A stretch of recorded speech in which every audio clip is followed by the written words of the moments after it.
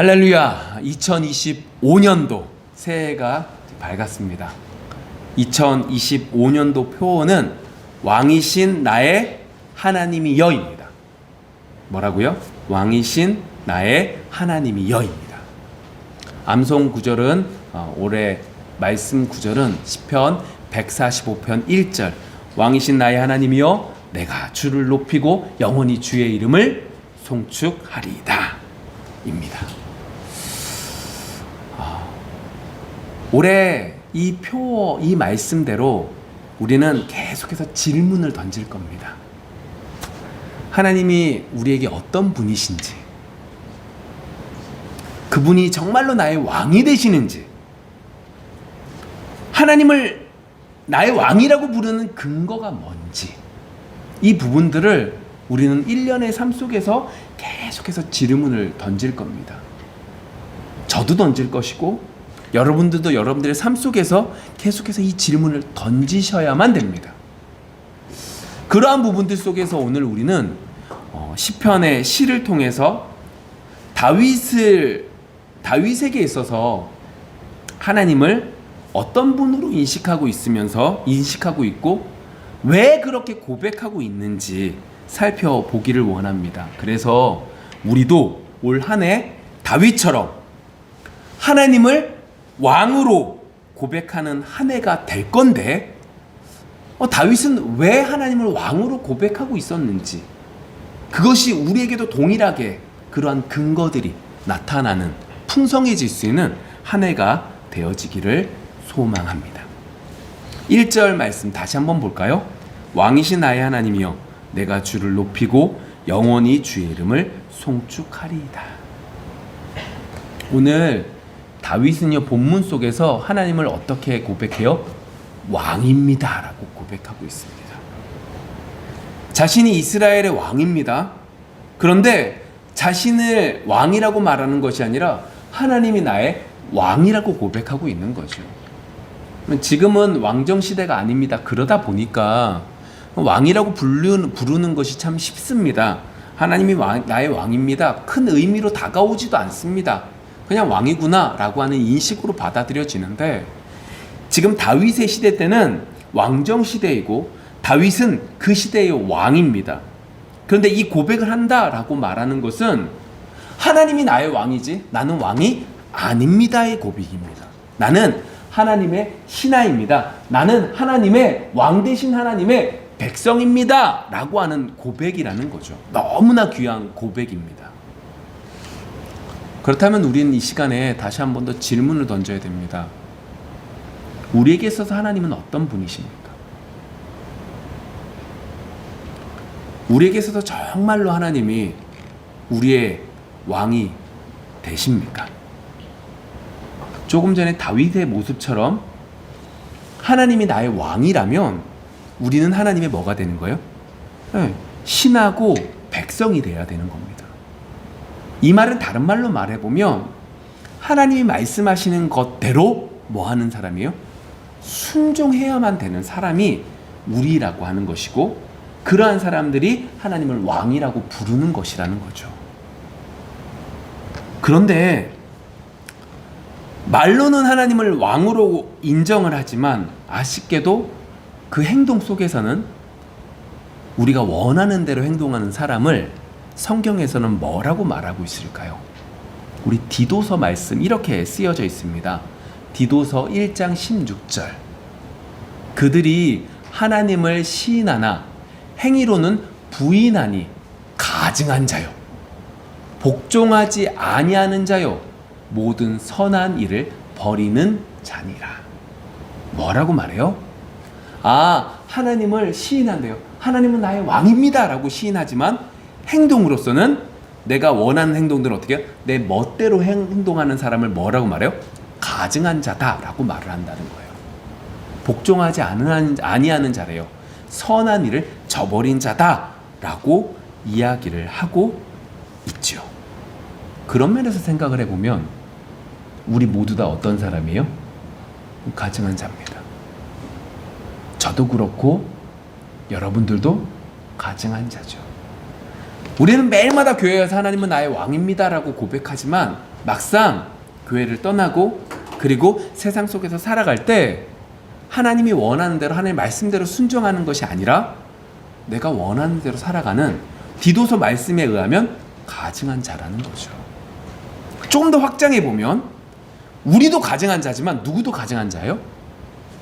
조금 전에 하나님은 나의 왕입니다라고 말했던 다윗도 뭐한 사람이요? 가증한 자예요. 우리 모두 다 가증한 자인데 중요한 건 뭐가 중요해요? 오늘 다윗은 뭐라고 말하고 있다는 거예요?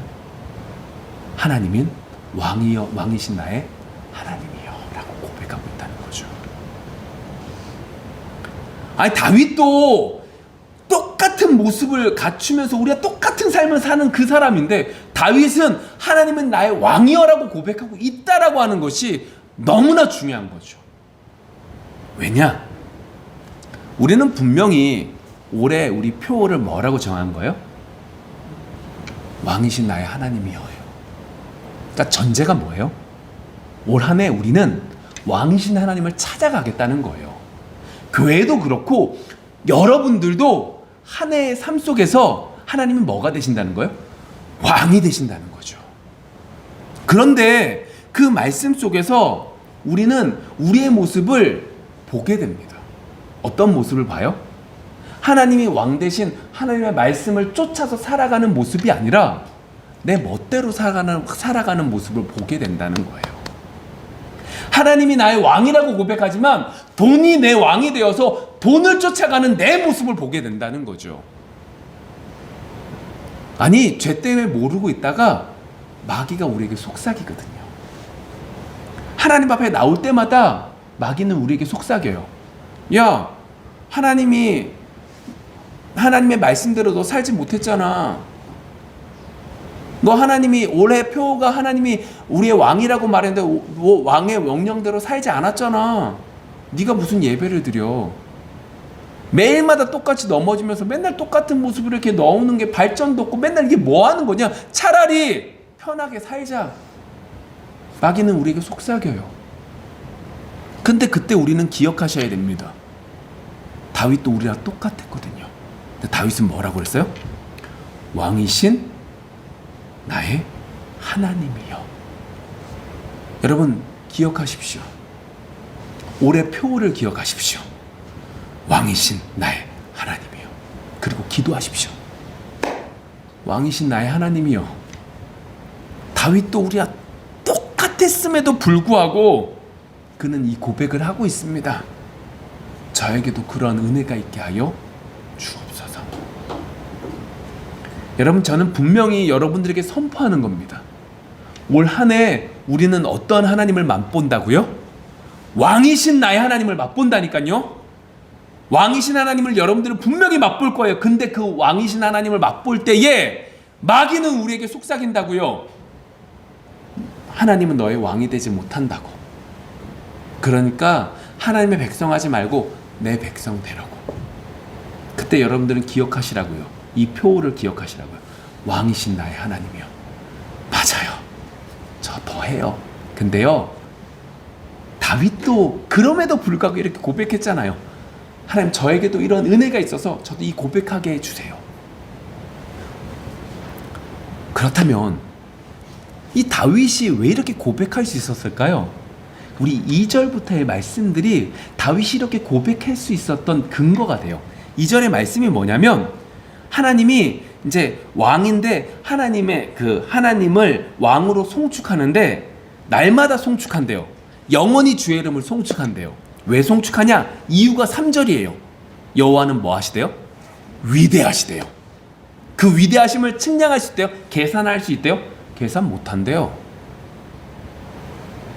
그래서 4절부터 6절까지의 내용들을 보시면 그 하나님을 선포하라고 막 얘기하는 거예요. 아, 다윗이 지금 하나님을 왕이라고 인정하는 이유가 어디에 있는 거예요? 여호와께서, 하나님께서 뭐 하시대요? 위대하시대요. 그 위대하심을 계산할 수 있대요? 없대요? 계산 못하대요. 너무너무 대단하신 하나님이래요. 여러분, 이게 왜 이렇게 되냐면 다윗이 왕이 됐어요. 그리고 다윗이 왕이 돼서 전쟁을 벌이는데 그 모든 전쟁 속에서 승리하기 시작해요. 한 번도 패하지 않았대요. 다윗이 위대해서요? 아니요. 다윗의 용사들이 뛰어나서요? 아니요. 하나님이 그에게 승리를 허락해 주셨기 때문에 그 모든 것들 속에서 승리했어요. 그래서 2절부터 6절까지의 내용들을 이렇게 생각해요. 아, 그가 이룰 수 없는 승리들을 계속해서 승리하고 나아갔기 때문에 그가 이 고백을 했구나 라고 생각을 하는 거죠. 그런데 여기서 멈추시면 안 돼요. 6절에서 주의 두려운 일의 권능과 위대하심이라고 표현하고 있는데 이것은 7절과 8절에서 그것이 정확하게 나타나요. 오늘 다윗이 하나님을 왕으로 하고 부를 수 있었던 것은 7절과 8절 말씀 때문이죠. 볼까요? 7절 그들이 주의 크신 은혜를 기념하여 말하며 주의 의를 노래하리이다. 8절 여호와는 은혜로우시며 긍휼이 많으시며 노하기를 더디하시며 인자하심이 크시도다. 다윗이 지금 하나님을 왕이라고 불렀던 이유는 어디에 있었느냐? 여호와의 은혜가 그리고 긍휼이 어떻게 해요? 크대요. 그래서 노하기를 어떻게 하신대요? 더디하세요. 인자가 크시대요. 여러분 다윗이 왜 이 고백했는지 아십니까? 다윗은요 일생일대에 정말로 큰 죄 한 가지를 지은 게 있어요. 많은 죄들을 지었지만 그 중에 가장 큰 죄가 뭐였냐면 우리아의 아내 밧세바와 동침했던 간음을 했던 그 죄였어요. 더 나아가서 그 죄로 인하여 밧세바의 남편인 우리아를 죽인 사건이죠. 근데 정말로 큰 문제가 어디에 있었냐면 자신의 그 여인의 남편인 우리아를 죽였다라고 하는 그 죄를 인지하지 못했다는 게 정말로 큰 문제였어요. 간음한 범죄도 그 남편을 죽인 그 범죄도 그가 죄라고 인식하지 못했다라고 하는 거죠.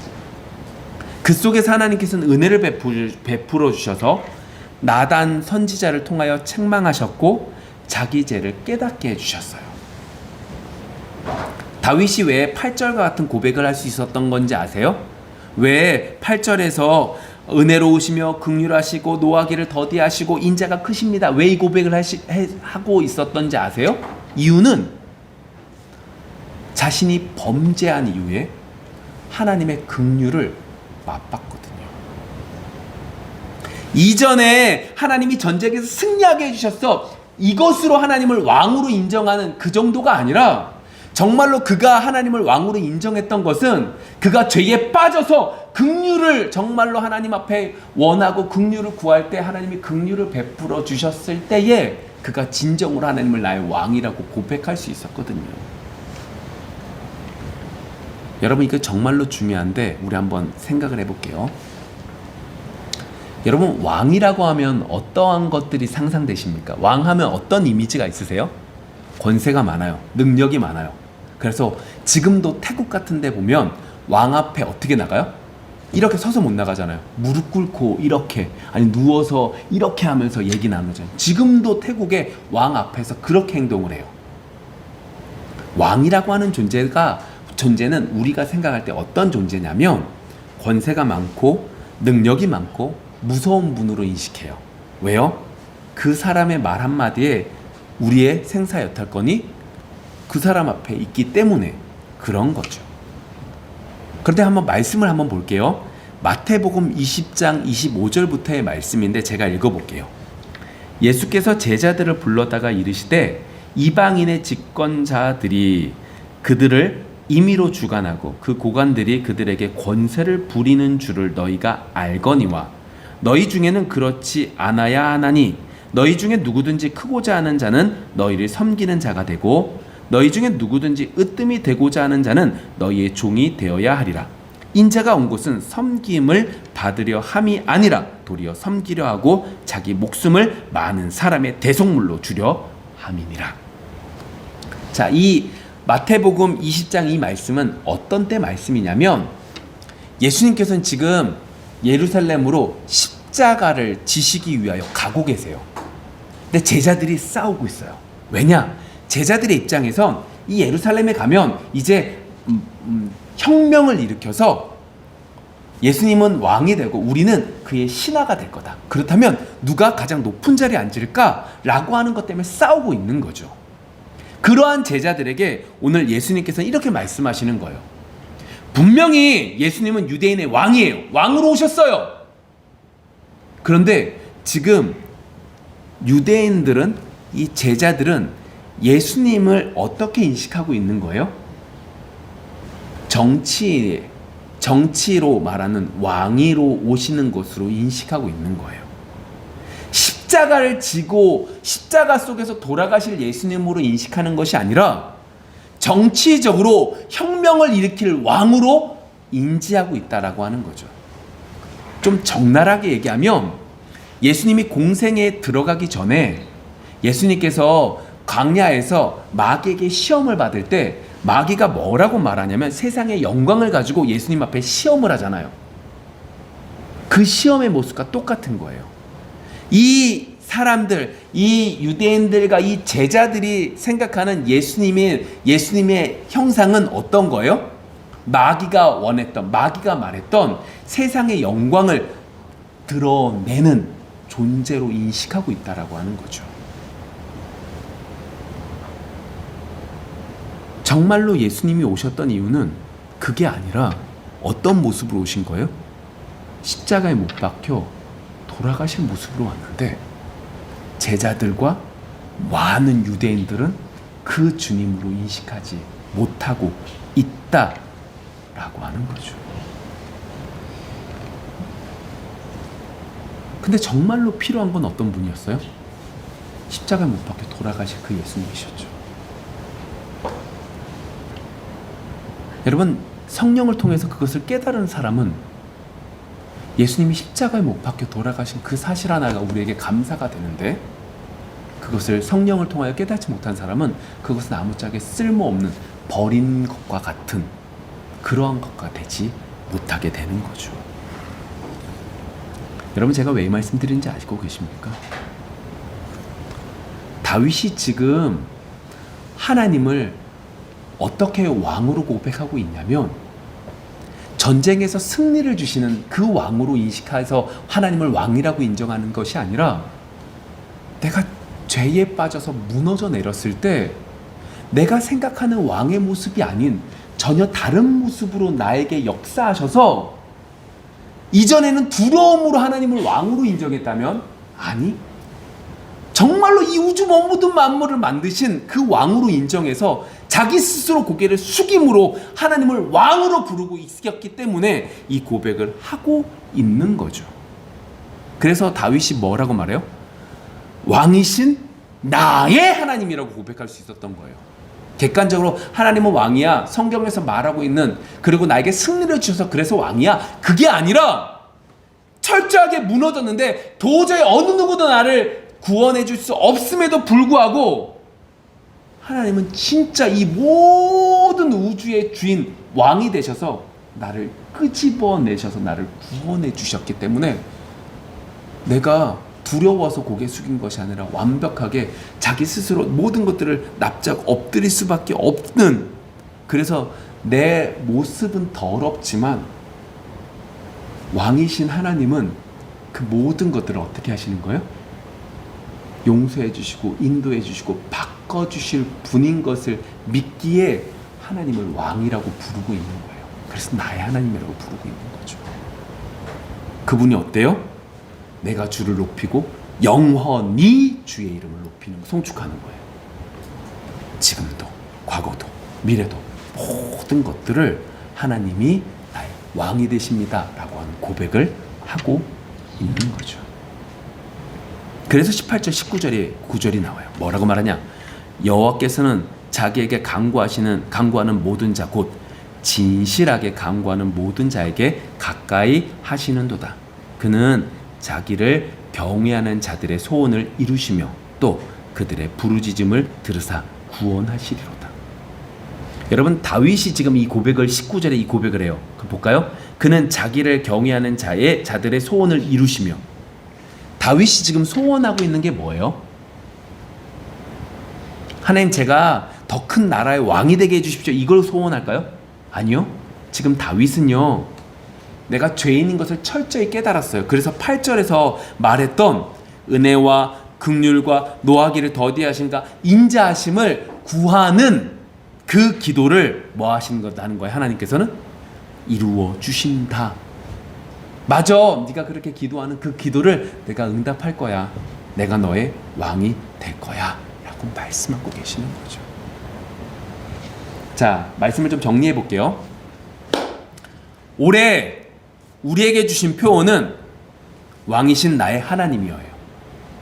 여러분, 표를 정한다라고 하는 건 제가 이제 제 마음대로 정하는 게 아니에요. 저는 그렇게 믿어요.